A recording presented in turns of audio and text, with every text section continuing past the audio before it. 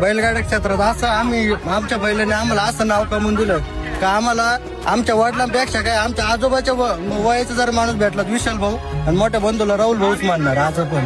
म्हणजे तो आदर भेटला आपल्याला. सगळे लोक ओळखीत, लहान पोरांपासून तर म्हाताऱ्या माणसापर्यंत सगळे आपल्याला ओळखीत या बैलांच्या जीवावर. म्हणजे दोघा भावांचं संगुल मत. हा, कोणाला कोणी पण मित्रच म्हणतं आम्हाला दोघांना पण. भाऊ म्हणत कोणाला कळतच नाही आम्ही दोघं भाऊ.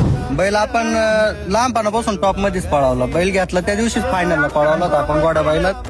त्याच्यानंतर सातारा एक्सप्रेस बालमा मध्ये पळवला होता. 3 फेऱ्यात बैलाचे 10-12 गुलाल आहे. आणि मुंबईला पण डावीला बैल पब्लिकनी पळतो. घाटात पण गेलो. आता गाड्याला वाजून आलो आम्ही. 10-88 मध्ये झाली होती आपली. 2 नंबर आला होता. म्हणजे पहिले एलपी वनीच. हा, पहिले एलपी सारखी. त्याच्याच आशीर्वादाने आपल्याला दुसरा एलपी त्याच्या नावाने चालू आहे. बैलाचा विषय असा आहे का बैलाला आहे ना, बैलाला 4-5 दिवसानंतर जर बैल पळवला तर